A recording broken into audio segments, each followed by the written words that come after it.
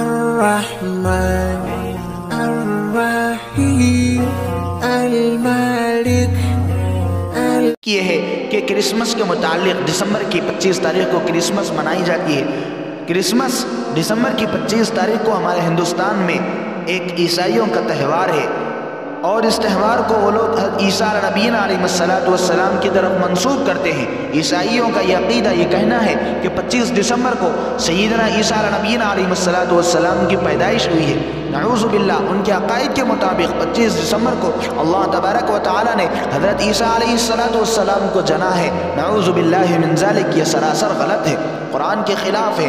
حالانکہ 25 دسمبر کی تاریخ میں انہی حضرات کے درمیان آپس میں اختلاف ہے، کیونکہ انڈین مشرقی سمت میں 25 دسمبر کو کرسمس مناتے ہیں، اور مغربی سمت والے 6 جنوری کو، اور دیگر دوسرے ممالک کے لوگ 19 اور 27 جنوری کو کرسمس مناتے ہیں۔ ان کے پاس کوئی معتبر تاریخ موجود نہیں ہے حضرت عیسیٰ علیہ السلام کی پیدائش کے متعلق، ان کے پاس خود اختلاف ہے۔ اس بات کے صحیح علم سے وہ لوگ خود غافل و ناواقف ہے۔ تو سوال یہ ہوتا ہے کہ جب ان کے پاس معتبر تاریخ نہیں ہے تو وہ لوگ 25 دسمبر کو کرسمس کیوں مناتے ہیں؟ تو اس لیے کہ حضرت عیسیٰ علیہ السلام کے آسمانوں پر اٹھائے جانے کے بعد تقریباً 300 سال کے بعد، 3 صدیوں کے بعد ایک بادشاہ ملک روم میں آیا، جس کی خواہش، جس کی تمنا یہ تھی، جس کے حکم پر تقریباً 336 عیسوی میں اس کرسمس کا ایجاد ہوا۔ لیکن جب یہ شروع ہوا تو اس وقت صرف اور صرف فضول خرچی والی بدعت سمجھی جاتی تھی، صرف موم بتیاں جلائی جاتی تھی، اس میں کوئی اور دیگر شرکی عقائد وغیرہ شریک نہیں ہوئے تھے۔ لیکن جیسے ہی زمانہ ترقی کرتے گیا، پھر کرسمس ٹری آیا اس میں، پھر درخت والی بدعت، پھر میوزک، ڈانس، اور آخر میں شراب بھی اس تہوار میں شامل ہو گئی۔ جیسے ہی شراب اس تہوار میں داخل ہو گئی، کس بات کی دیر تھی کہ یہ تہوار عیاشی کی شکل اختیار کر گیا۔ کرسمس کے موقع پر کئی ارب ڈالر کی شراب ہر جگہ فروخت ہوتی ہے، بیچی جاتی ہے، خریدی جاتی ہے۔ اسی طرح یہ لوگ خود ساختہ، یعنی خود سے بنائی ہوئی مذہبی دن کی دھجیاں اڑانے لگے، اور اپنے پیغمبر کی تمام تعلیمات کو پس پشت ڈال دیا، یعنی چھوڑ دیے۔ سیدنا عیسیٰ نبی علیہ السلام کی تمام تر تعلیمات کو چھوڑ دیے، کیونکہ حضرت عیسیٰ علیہ السلام کی تاریخ کی پیدائش کے متعلق کوئی بھی تحقیقی بات، یعنی پکی بات، پکا ثبوت کسی بھی مذہب کی مستند کتابوں میں نہیں ہے۔ حتیٰ کہ عیسائیوں کی کتاب میں بھی اس کا کوئی ذکر نہیں ہے۔ حضرت عیسیٰ علیہ السلام 25 دسمبر کو پیدا ہوئے، لیکن کسی بھی ایویڈنس، دلیل کے بغیر عیسائیوں نے یہ طے کر لیا 25 دسمبر کو ہی حضرت عیسیٰ علیہ السلام کی پیدائش ہوئی ہے۔ حالانکہ قرآن مجید، احادیث، بائبل وغیرہ جو ان کی کتاب ہے، اس سے اندازہ ہوتا ہے کہ سیدنا عیسیٰ علیہ السلام کی پیدائش موسم گرما میں ہوئی ہے، سرما میں نہیں ہوئی، اور دسمبر میں تو ٹھنڈ کا موسم ہوتا ہے۔ قرآن مجید میں اللہ تبارک و تعالیٰ کا حکم ہے حضرت عیسیٰ علیہ السلام کی والدہ حضرت مریم رضی اللہ عنہا کے لیے کہ عیسیٰ علیہ السلام کی پیدائش کے بعد اللہ نے حضرت مریم کو حکم دیا تھا کہ کھجور کے درخت کو ہلاؤ، اس کے ذریعے سے تم کو کھجوریں ملیں گی۔ کھجوریں کھانے کا حکم ہے، اور ساری دنیا اس بات کو جانتی ہے کہ کھجور سردیوں کے موسم میں نہیں ہوتے، بلکہ گرمیوں کے موسم میں کھجور پکتے ہیں۔ اور اس کے علاوہ اور بھی متعدد دلائل، ایویڈنس، ثبوت وغیرہ موجود ہے، لیکن نہ ماننے والے کے لیے ساری دنیا کے دلائل بھی ناکافی ہے۔ خیر میرے عزیز دوستوں، یہ ساری حقیقت الگ چیز ہے، مگر ہم کو اس تہوار وغیرہ میں ہرگز بھی شرکت نہیں کرنا ہے، ہرگز بھی جائز نہیں ہے ہماری شرکت۔ جائز اور درست نہ ہونے کی وجہ کیا ہے؟ وہ وجہ بالکل واضح ہے، یہ تہوار مسلمانوں کا نہیں ہے بلکہ عیسائیوں کا ہے، جس میں کافرانہ، مشرکانہ عقائد ملے ہوئے ہیں۔ نعوذ باللہ من ذالک، عیسائیوں کا، یعنی یہ کرسمس منانے والوں کا یہ عقیدہ ہے کہ عیسیٰ علیہ السلام اللہ کے بیٹے ہیں۔ عیسائی لوگ عیسیٰ علیہ السلام کو سن آف گاڈ، یعنی اللہ کے بیٹے کہتے ہیں، جو کہ قرآن مجید کے بالکل خلاف ہے۔ اللہ تبارک و تعالیٰ نے قرآن مجید میں جگہ جگہ اس بات کی تردید، یعنی اس بات کا انکار کیا ہے۔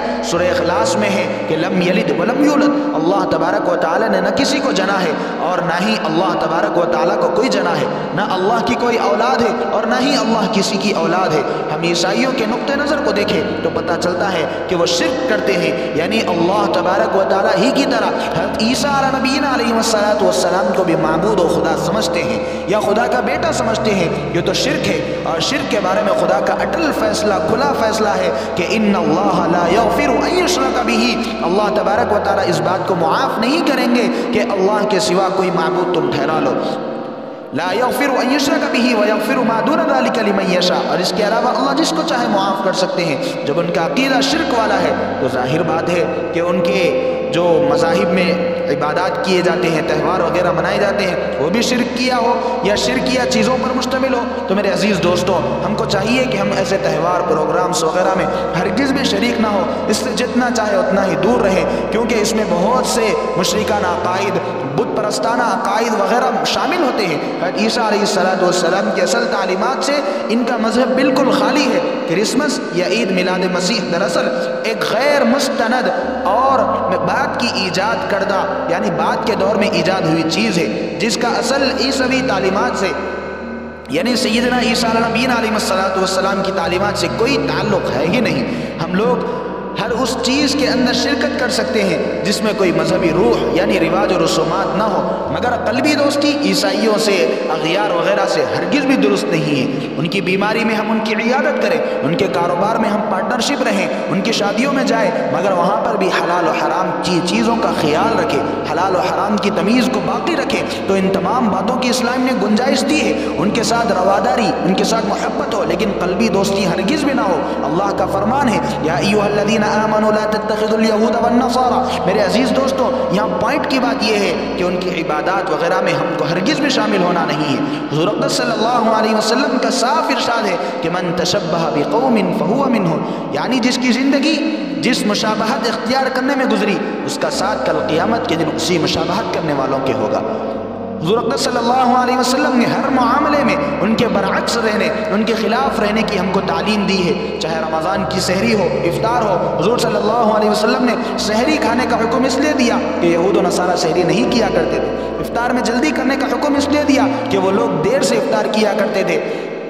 آقا علیہ السلام نے جب سر پہ پگڑی باندھنے کا حکم دیا تو یہ کہا کہ ٹوپی کے اوپر پگڑی باندھو، اس لیے کہ یہ لوگ بغیر ٹوپی کے پگڑی باندھتے تھے۔ داڑھی رکھنے، مونچھے کاٹنے کا حکم اس لیے دیا کہ یہ لوگ مونچھے بڑھاتے ہیں، داڑھی کاٹتے ہیں، تم لوگ ان کے خلاف کرو، داڑھی بڑھاؤ، مونچھے کاٹو۔ 10 محرم کے روزے کو 2 رکھنے کا اس لیے حکم دیا کہ یہودی 1 روزہ رکھا کرتے تھے، تو آقا علیہ السلام کی تعلیم ہے کہ 1 دن پہلے یا 1 دن بعد روزے رکھ لو۔ حضور اقدس صلی اللہ علیہ وسلم نے ہر جگہ خالف الیہود والنصارى فرمایا، یعنی ہر جگہ یہود کی مخالفت کرنے کی ہم کو تعلیم دی۔ یہ ساری باتیں صاف صاف ہم کو سمجھ میں آ رہی ہے، یہ ساری باتیں حضور اقدس صلی اللہ علیہ وسلم کی تعلیمات ہیں۔ حضور کا فرمان یہ ہے کہ لیس منا، وہ ہم میں سے ہرگز نہیں، یعنی حضور صلی اللہ علیہ وسلم نے یہودیوں کی مشابہت کرنے والے کو اپنی امت سے ہی اخراج کر دیا، اپنی امت سے ہی نکال دیا۔